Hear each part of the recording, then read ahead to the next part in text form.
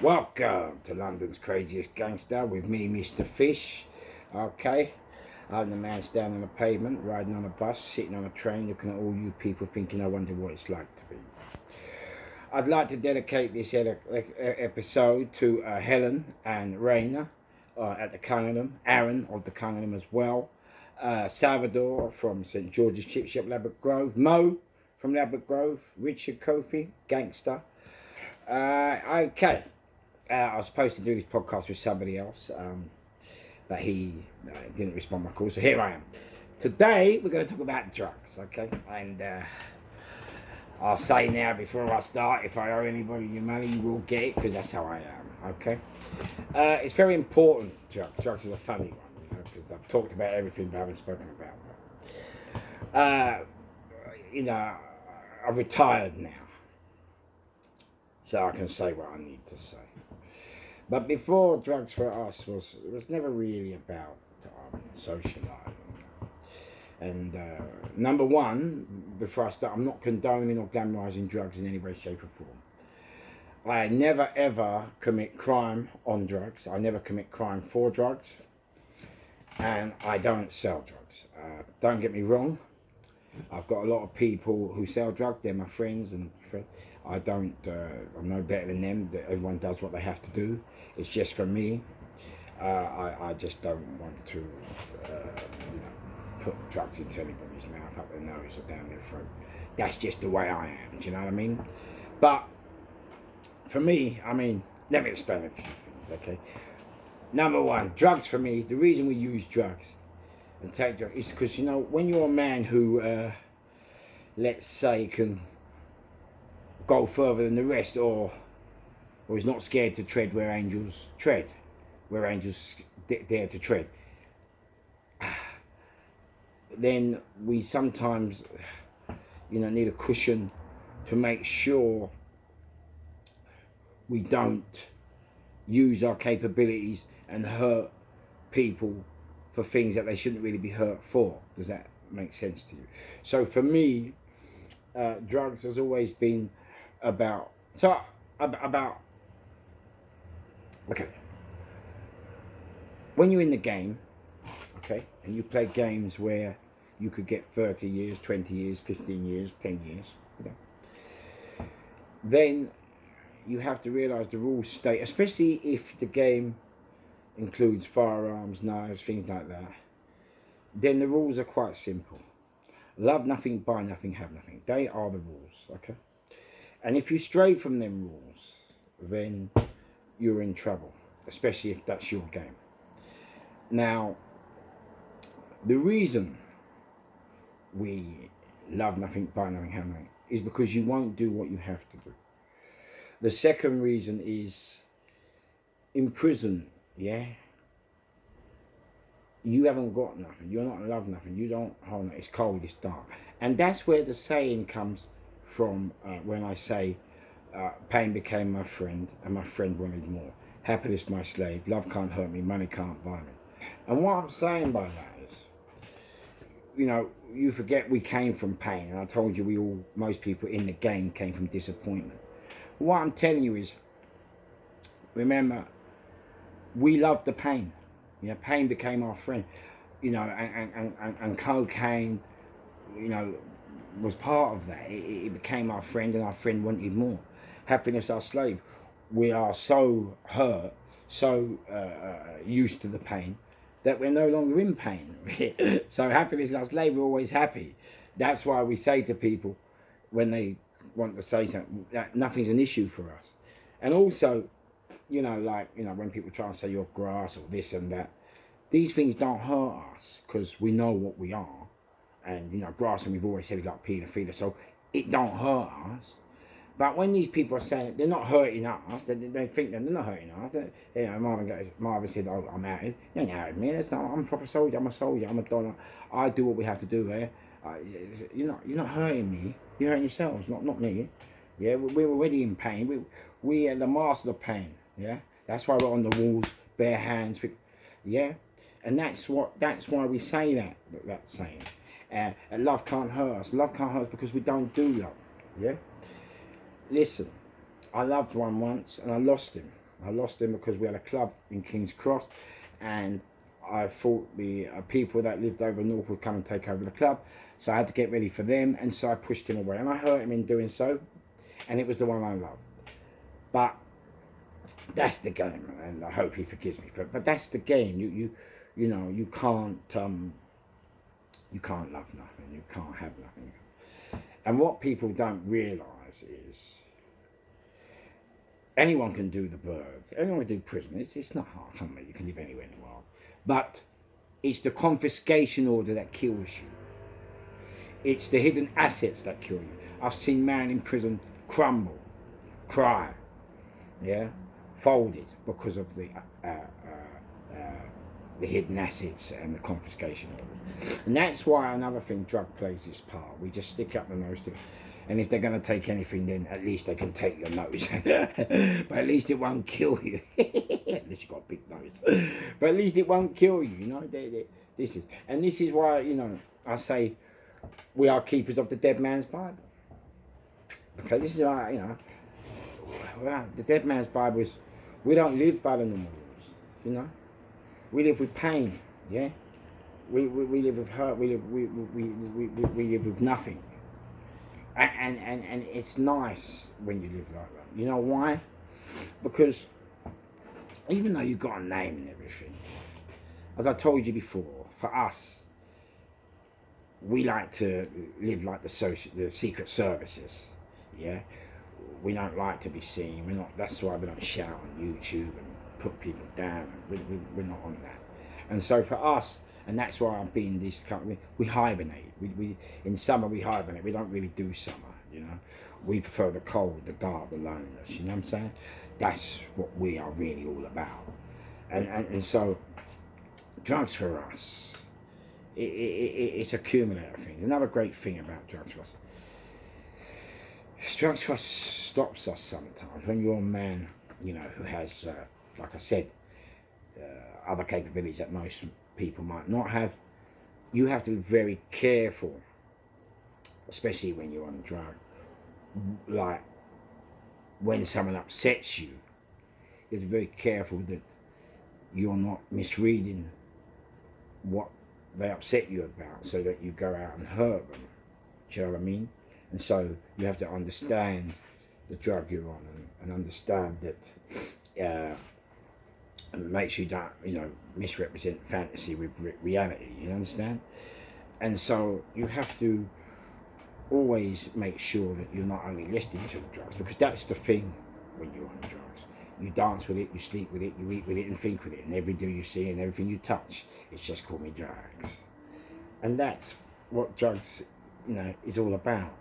But you have to understand what drug you're on, because you have to realise that most people, yeah, it's only because I'm sweating on top of my face. You have to realise that most people in prison today are in prison because of drink and drugs. Yeah. And you talk to most lifers, and you talk to most prisoners, and even normal prisoners, they'll all tell you, sorry for this, you're not going to believe it, I was on drink and coke. Yeah. And some people, and this is why I always laugh when people say, oh, puff's all right. Puff is another very dangerous drug. And I've noticed with a lot of these kids now, they put a whole eighth in a joint, you know, and then they start to suffer psychosis. And, and there's, trouble in their mum, their parents. And most people that you see now in St. Bernard's or mental hospitals now, the staff will all tell you, is down to kids now, young kids, smoking the skunk and the THC and the rest of it. And so all drugs are bad. For me, cocaine has been my choice. I don't never touch crack, never touch heroin, they've always been taboo. But the reason I didn't touch crack is because when we did sell drugs, when I started at 26, the guy who introduced me to drugs, and I used to sell it with, he always said to me, fish, never take crack. And I said, why? And he said, because it affects black people worse than white. But as I got into the game more and looked around the world more and became more educated, I realised it affects both just the same. And so I was lucky that he said that. I was lucky that he at least warned me there. Another thing with drugs is you know drugs can really hurt you. They cause you a lot of pain, a lot of misery, and that is why whenever we do a session and next morning, even though we go through these doors, that's what I call London's crazy door. We have to go through certain doors, do certain things. It takes you through doors you never otherwise have gone through. You know what I mean? And because of that, and you give the impression that you're just a junkie and the rest of it. And because of that, people treat you like that. And I love that because I've been in places in the past where we've, owned Laserdrome and the people want to get on the guest list. And people have always mugged me off and wouldn't buy me a drink because they thought you're skinny or you're just a junkie. And then crash, they had to come to me to get on the guest list, and they were like, "Who? What? Him? What? He goes there? Like, what? He can get me in?" And it's like, yeah, you understand. I love being a nobody. I love that because, and on the job because you see how people really treat you. Yeah. Another thing for us for drugs, it keeps us calm. Now I never go out and take drugs outdoors. Yeah, I always like to be indoors. And the reason I don't really take it outdoors is it's great to socialise and have a laugh, but if you're on it every day and you talk shit every day, then you may become the shit you talk. So you have to be really careful, do you know what I mean? But for me, drugs has not always, it hasn't always hurt me. Drugs has also got me to where I need to go sometimes. It's took me through doors that I would never have gone through. So I can't always tell you that I hate drugs or I hate what it does because it's been helpful to me at some stages of my life. Do you know what I mean? But as I said to you, drugs for us, for me, keeps us calm. I'm in a pub the other day and a guy thought upset and he said, "I'm going to do you in a minute." And if I wasn't on drugs or not at that time, but I didn't take it, I'd have most probably have glassed him, got his kid and kicked him around the football field for 45 minutes. Do you understand what I'm saying? And yet, but that's not the right thing to do. So drugs, in some, it allows people to do what they want to us, say what they want to us. And we're not on that, "Oh, I'm the boss, I'm the gangster, I'm tough," and then start using violence towards you or trying to hurt you or your family, even though we could. So drugs is, for us, it's also a calmer for us. It calms us down, it relaxes us. Another thing with drugs is, it's a bit different now with drugs because, and I apologise to any of the dealers that I owe money to, but if I do, it's not much. I don't pay that because you see, when we used to sell drugs, it was only in the circle, and there were rules: no grassing, no this. We all knew the rules. But when Blair and Thatcher came to power, what happened? Kids started to get more money and parents got more money, and so people started to move into the game that didn't really grow up in the game. Do you understand? And they didn't really get educated about the game, and so they started serving up and doing this. But when they got caught, they would grasp because the difference is when we were doing drugs, it was all about us. But today's society, it's all about me. And so if I get in it, like I said, I'm not grassing you. Listen, as I said, grassing paedophilia, I am not grassing. It's the lawless religion, okay? That is why when Leo came out with his, that what he came out, I just laughed. Leave me out, drop me out, come on, mate. Yeah, let's keep it real. But what I'm telling you is, other people do. you know, and they grass up the cat and the parrot and the dog, you know what I mean? Anything to get out. Because they don't really understand the rules of the game. You know what I mean? And a lot of people now, drug dealers, it's a business, and you know, if I only I've never really looked at it like that, you know, because we just dealt with it. It was a business, but we were, you know, we give a grand away, we give 100 quid away. It was never an issue to us, or if someone would say, oh, don't worry, do it. That was the way, and so I still think it's that way today, but it's not. You know, if you own a fiver, they want to kill you. You know, also today they go to work. I mean, when we was there, we didn't work. That's it. You have one thing or the other. You don't go to work, come back, and then. So it's all changed. It's all new, and because of that, you know, we've made mistakes. But another thing with me and drugs was like we'd wait. Do you know what I mean?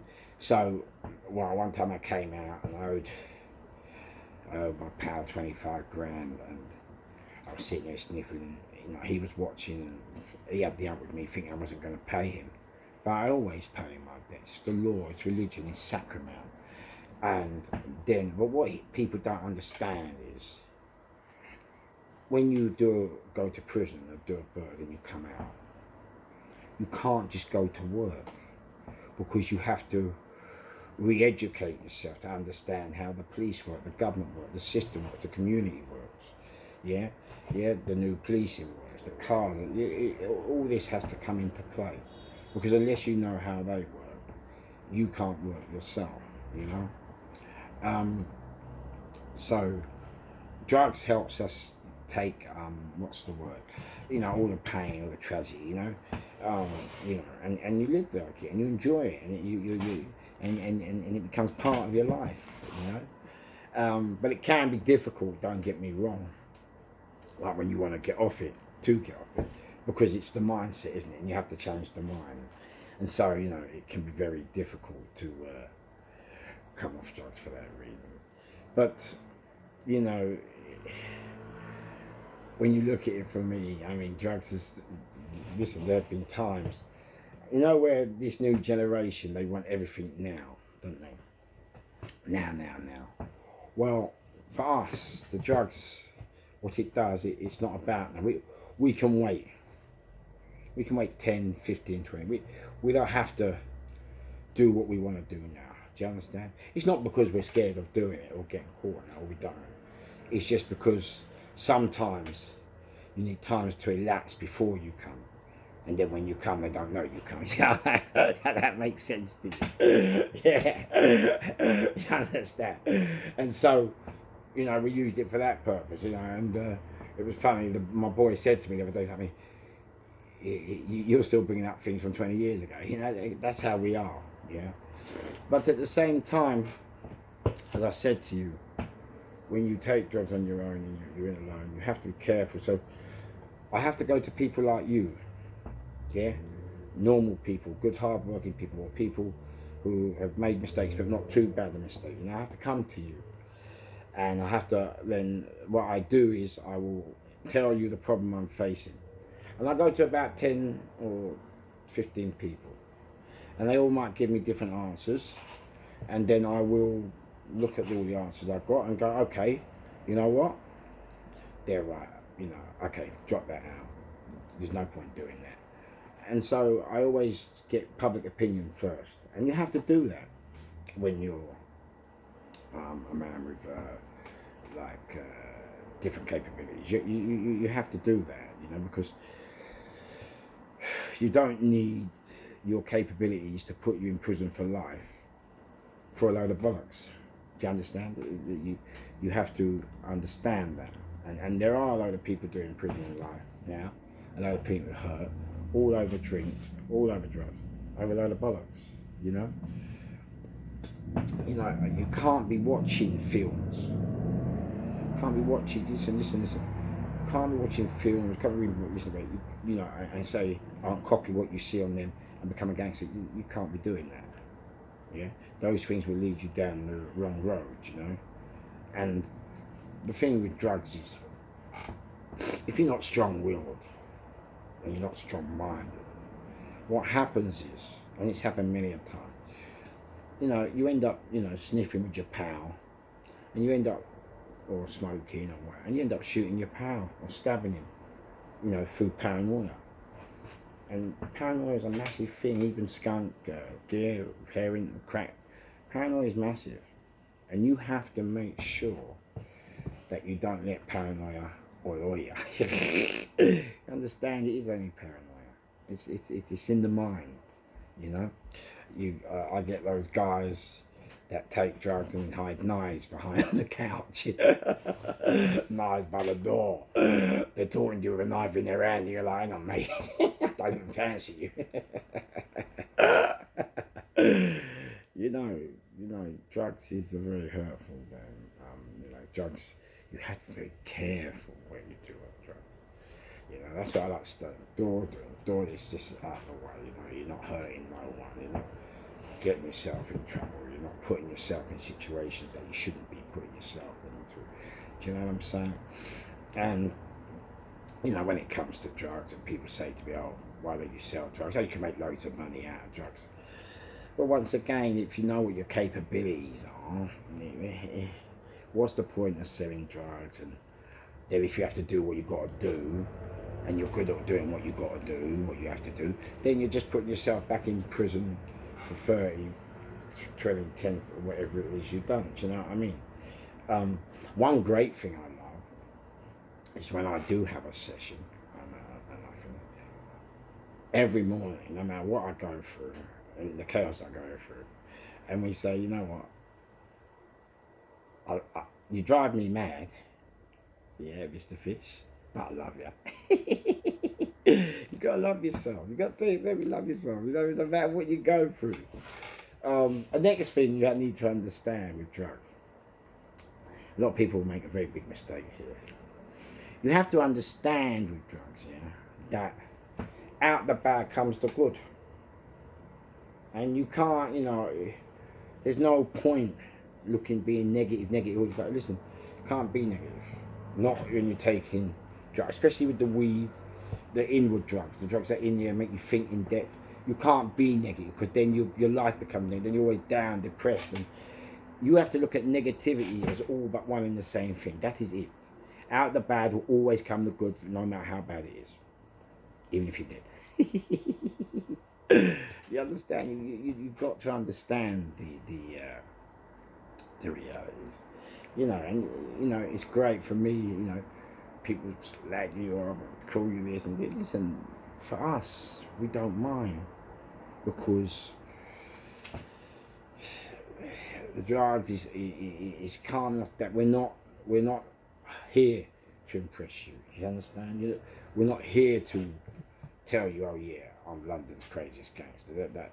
We're crazy because we are crazy, but we're not just a gangster. We're crazy in life. You understand what I'm saying? That's what it's all about. But we're not. It don't interest me.